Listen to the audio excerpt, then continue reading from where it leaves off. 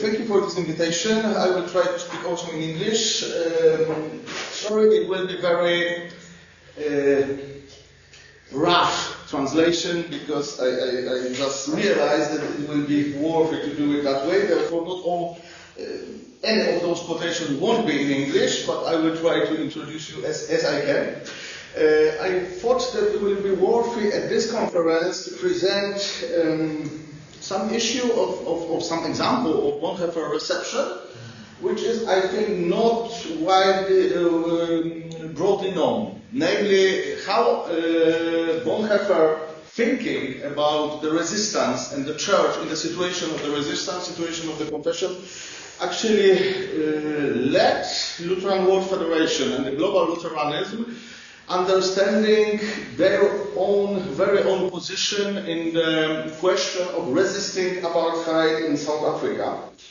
The story goes back to the early 70s, and in early 70s, within LWF, Lutheran World Federation started the discussion how actually Lutheran churches should approach the situation of apartheid in South Africa in this, but from the very specific ecclesiological position.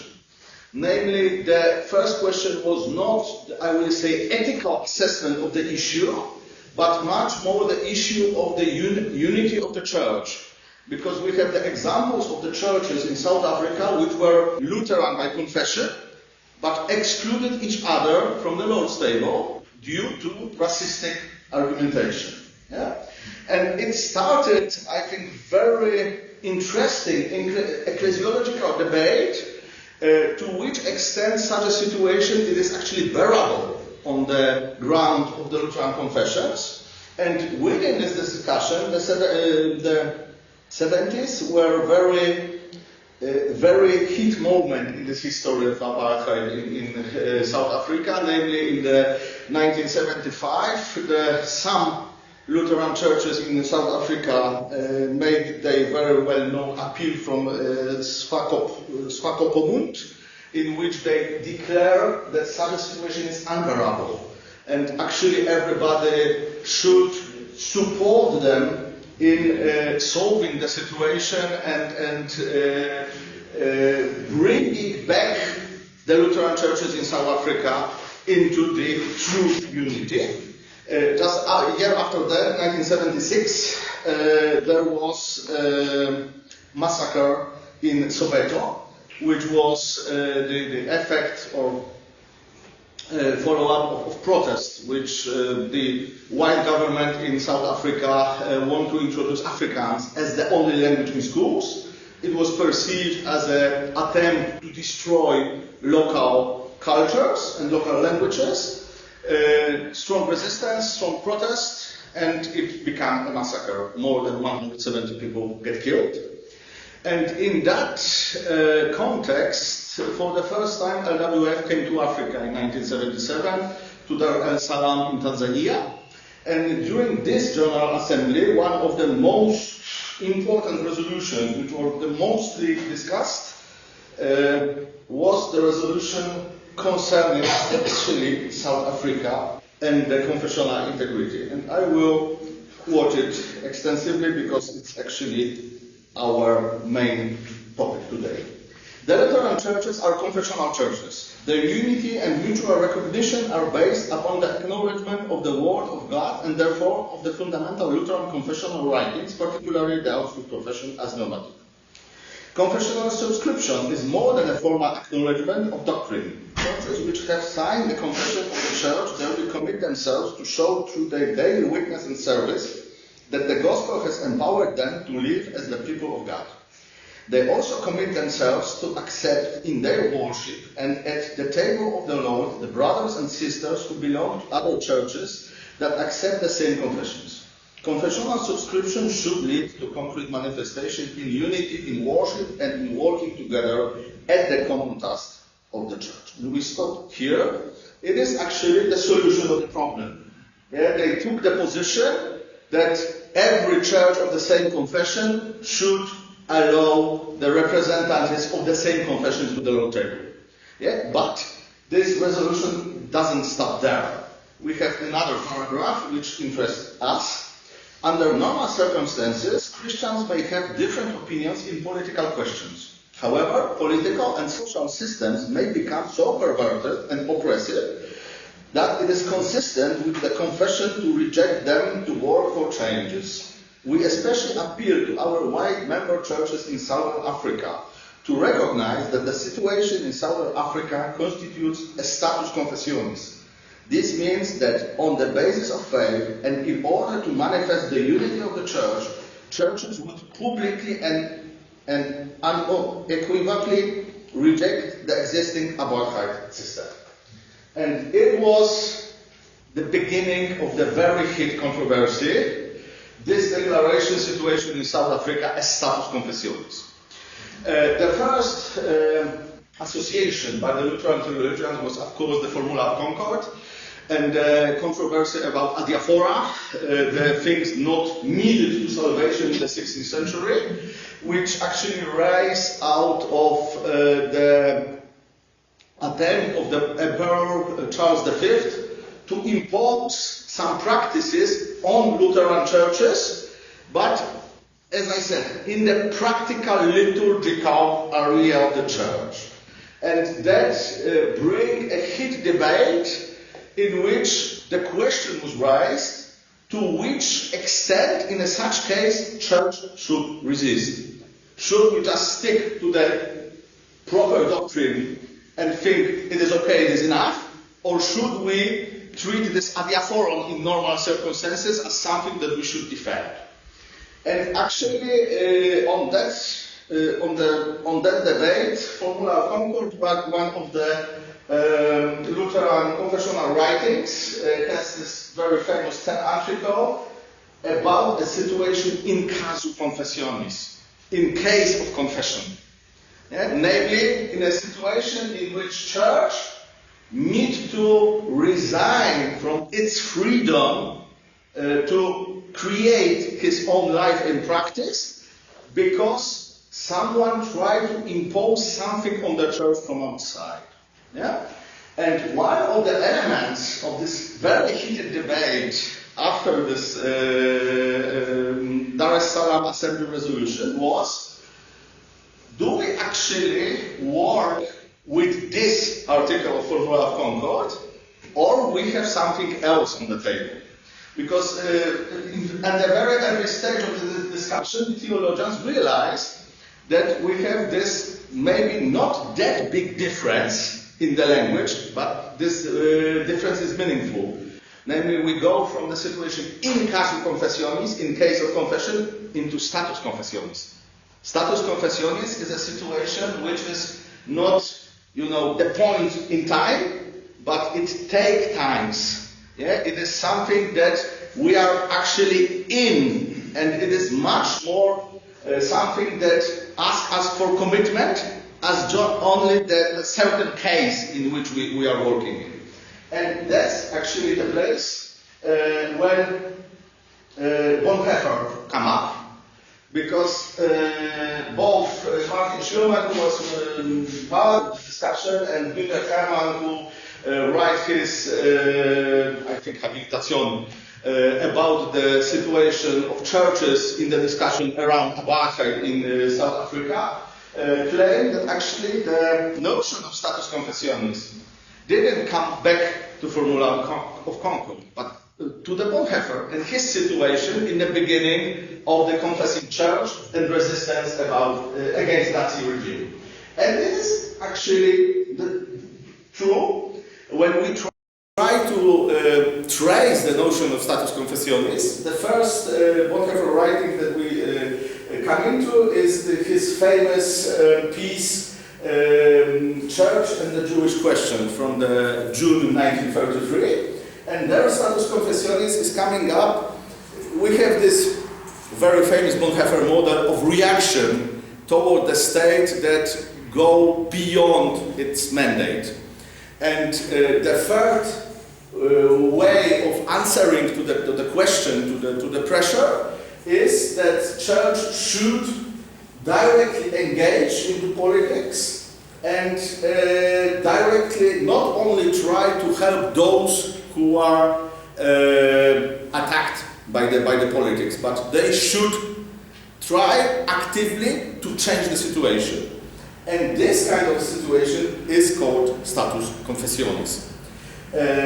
Same term is by Bonhoeffer in another piece in July 1933. Bonhoeffer tried to explain the situation in Germany for his English friends, and he wrote this very short piece, Jewish Christian question as status confessionis. Here, even in the title, he declared the situation in Germany as status confessionis, namely situation in which the church, for sake of its confession, for sake of its trustworthy, should stand on the side of those who are persecuted. Yeah? And here he states very clearly in the very first sentence, Arian paragraph in the church, in a form which is contained in the first program of German Christians, is status confessionis for the church.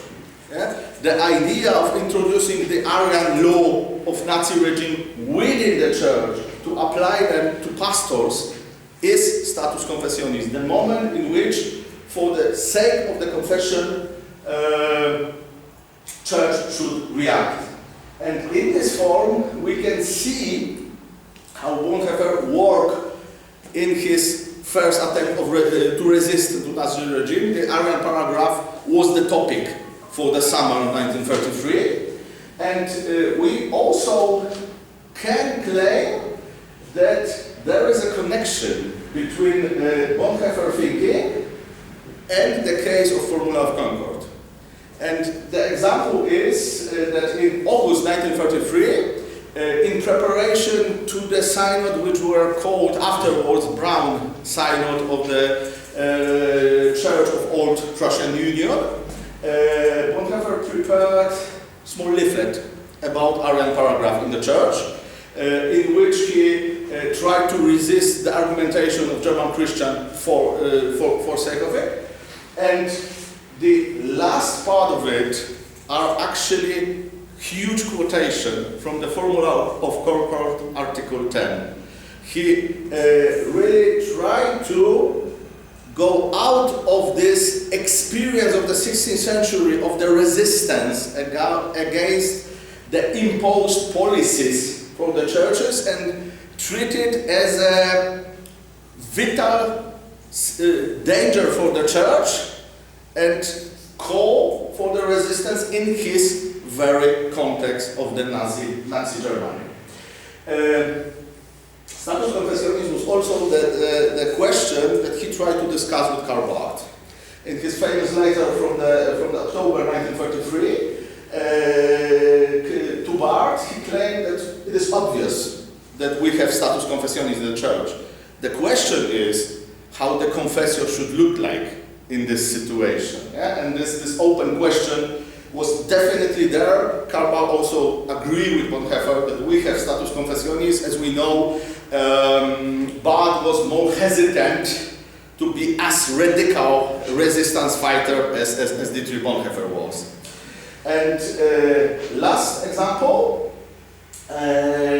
this notion of status confessionis to a certain extent stay with Bonhoeffer, because now we are in 1936 in June. Bonhoeffer wrote a piece about false teaching within the confessing church.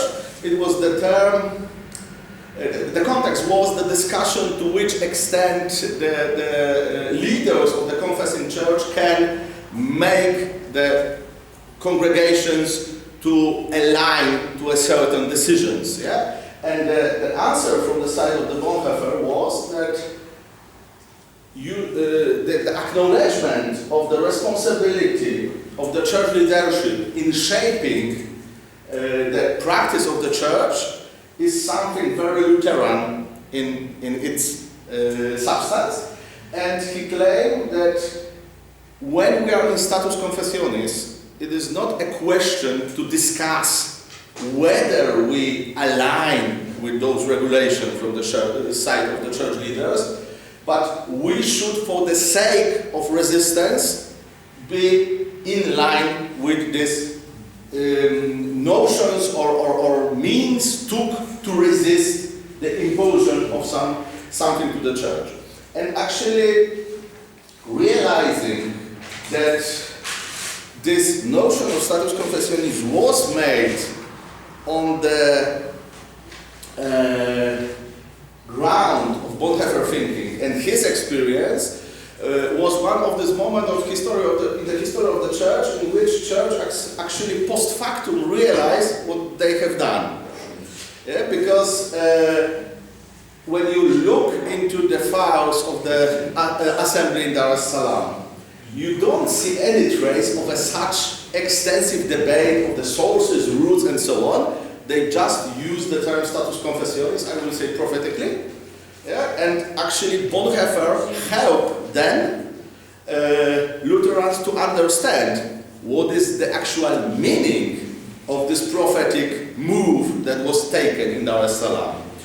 The problem was that the controversy was so heated that when we go to Budapest in 1984, the next General Assembly of LWF, we want to trace status confessionis notion, but the whole resolution there is definitely in this perspective written, without using the term.